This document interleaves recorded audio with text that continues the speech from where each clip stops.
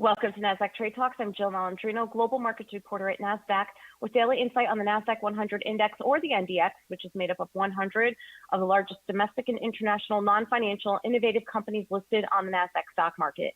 The NDX has been the barometer for U.S. large cap growth and also one of the best performing indexes over the last decade and a half, not to mention one of the most liquid index ecosystems in the world. Joining me this afternoon, we have Joyce, Managing Director on Nasdaq's Market Intelligence Desk. Brian, great to have you with us on Trade Talks. And really, seems like the market's pretty flat in trying to determine what direction it wants to take following, record numbers of cases with COVID-19. Yeah, well, thanks for having me back, Jill. So markets have been flat to down for a week or two now. And as you just noted, one of those reasons appears to be the all of a sudden the resurgence in the number of cases, number of hospitalizations. Some states are seeing, record numbers in new cases. So there's some concern there about the potential of things getting shut back down or maybe a slower reopening.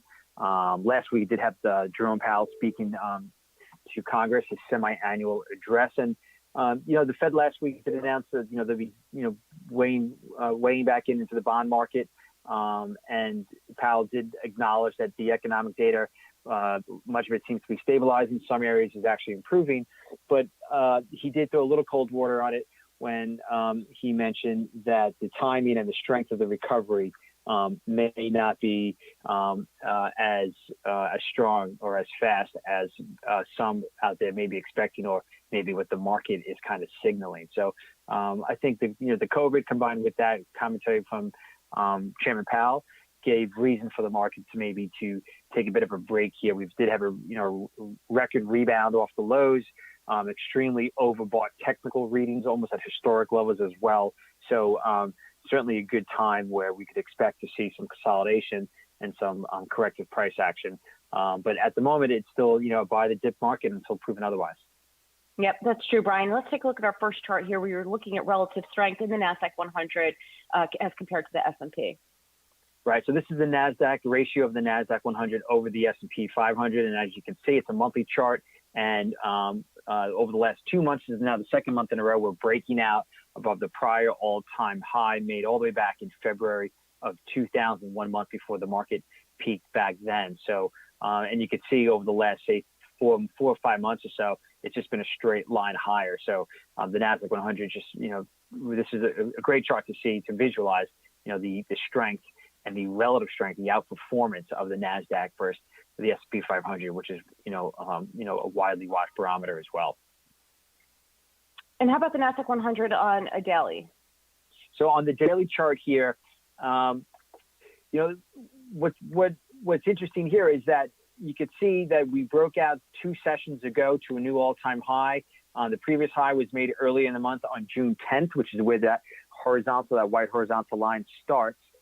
That's when the S&P 500, the Dow, made their highs from this rebound off the lows. And so it's interesting, they're still trading below those levels today. They haven't, broken out above that, whereas the Nasdaq has. And as this corrective price action over the last 2 weeks has taken place, we've seen the value type of stocks and sectors go back to underperforming. The growth is outperforming.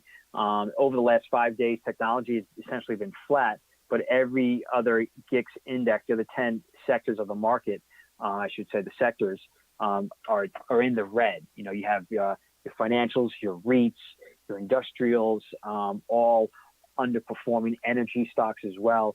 So they're all deep in the red of the last 5 days. And so whereas this week technology, well, not technology, but the Nasdaq-100 is able to break out new highs. That's because select technology names, consumer discretionary names, have been driving it higher. So again, Nasdaq on this basis, as you can see on the daily chart, is outperforming and continues this week to break out some new highs. Very positive price action.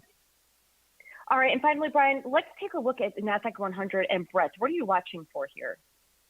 So the breadth is, as you can see, what we're looking at here in the middle and lower panel are the percentage of members within the Nasdaq-100 making 52-week highs and 24-week highs. So the 24-week highs is what I'm focusing on now, because we're still just coming off of the lows only a few months out.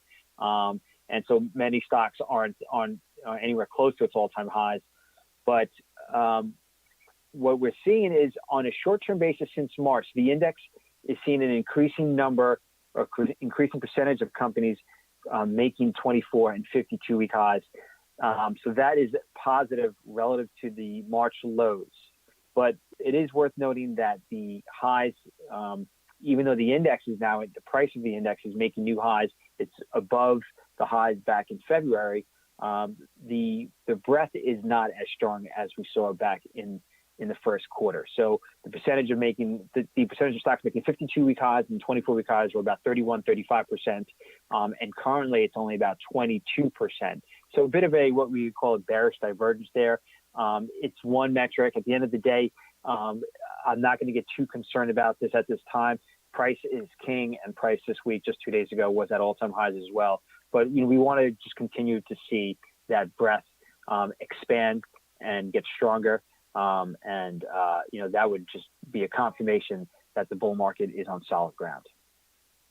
All right, Brian, great stuff as always. Thanks so much for joining me on Trade Talks. Okay, thanks for having me, Joe. All right, and thanks for joining me. I'm Jill Malandrino, Global Markets Reporter at Nasdaq.